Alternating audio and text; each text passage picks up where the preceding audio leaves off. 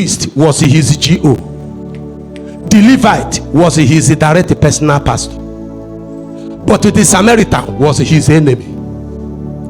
Is that okay? When he said to the lawyer, who is the neighbor here? He said, the one that showed him mercy.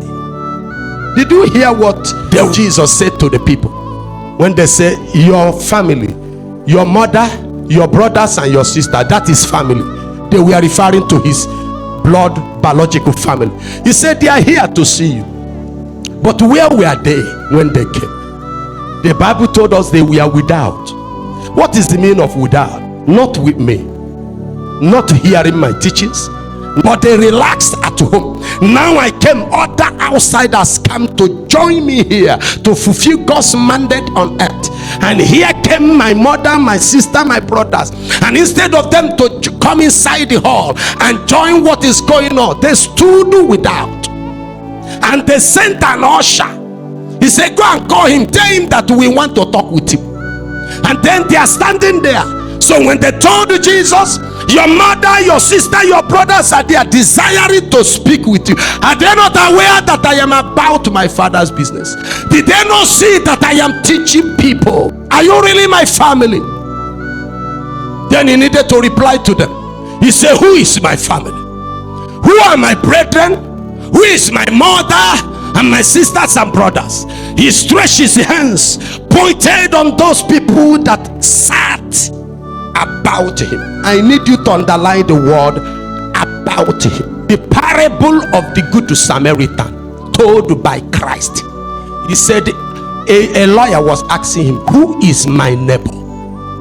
He told him a story of a man that fell among thieves and was robbed, and the chief priest came and passed, the Levite came and passed. Then here come a stranger, the Samaritan, who came and packed his donkey and went to the wounded man, lifted him up, cleaned up the blood, collected the wine and poured on it, and bandaged him, carried him and put on his donkey, and was pushing the donkey to a hospital. He was trekking. The sick man was on top of the donkey, and when he got there, he lifted him up again, took him to the hospital, made a deposit, and bought a card that admitted him. He sat down waiting. He has a journey. He was going somewhere. He sat down waiting, and when they finished admitting him, he wouldn't go. He decided to spend the night there to watch over him.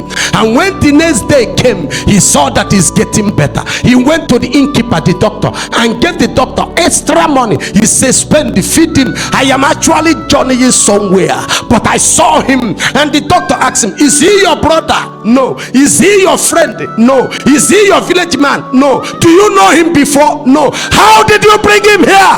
How do we write this? Just write it a family. Then when I return back, I will come and pay you whatever extra you have spent. That was the story Jesus organized. He now threw back the question to the lawyer. He said, out of these three persons, who actually is a neighbor? Chief priest was his GO. The Levite was his direct personal pastor. But the Samaritan was his enemy. Is that okay? When he said to the lawyer, who is the neighbor here? He said, the one that showed him mercy. Call yourself a church member family, and whenever a member dies in the church who had fallen sick for several years, the plot of land is sold to perish. That woman died. They lost all the money. Then they came to the church with tears. The crier come and say, Mama has finally died. I expected these church people to fall down and cry together with them. For the Bible says, cry with he that cries, celebrate and rejoice with them that celebrate. If you are my family, you should begin to feel my pain.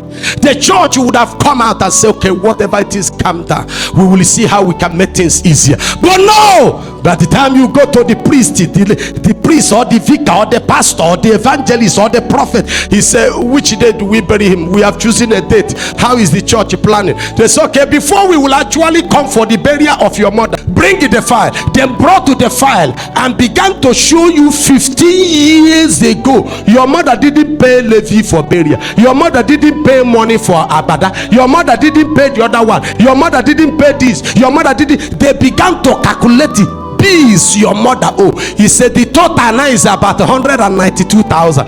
If you don't give us this money, we will not come to pay. You are a winch. That church is not a church.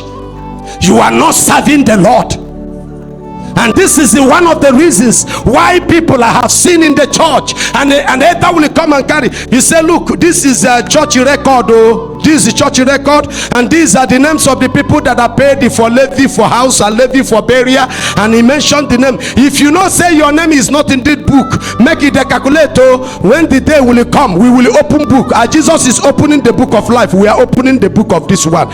You know, you now discover that the people are paying and going to church just to prepare for burial, paying levy to prepare for burial.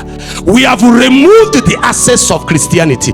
We have crushed the purpose of the church. We are doing something else. That is not family. Are you hearing me today?